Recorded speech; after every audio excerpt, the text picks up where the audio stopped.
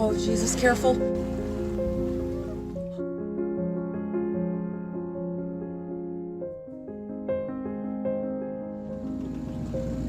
Paul and I were sailing and we saw marine trash moving slowly through the water. It did end up being a humpback whale who was wrapped up like a mummy in this huge fishing net. We knew it was a huge risk. One entangled line on a leg would have meant that Paul would have been pulled under the water. She really couldn't move, and I didn't want her to be able to move yet, because if I cut her fins free, she could swim away, and leaving everything else wrapped around her.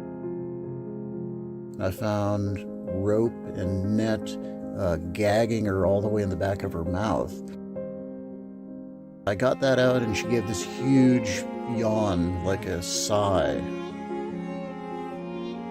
When I found where the eyes were, they were closed because they were covered in nets. All that time, she couldn't see nothing about what was happening. Once she felt a little freedom, she got really calm, tranquil, and cooperated.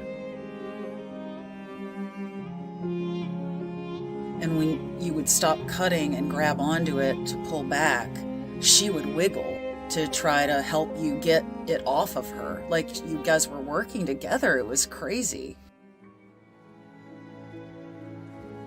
I wanted you so much to free that whale. I'm gonna cry kind of now thinking about it, but I'm just gonna say it.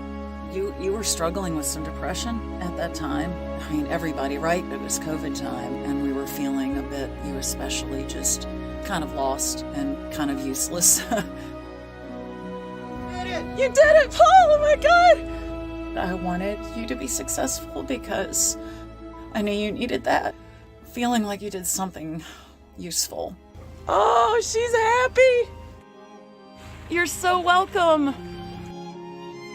It was so joyous. She undoubtedly would not have survived if we or someone hadn't intervened.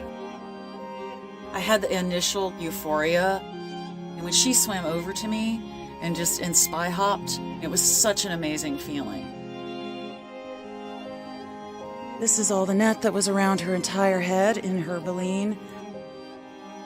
The knowledge of 300,000 cetaceans, it's whales and dolphins, die getting tangled in these fishing nets. This was just one, but thank you for doing that.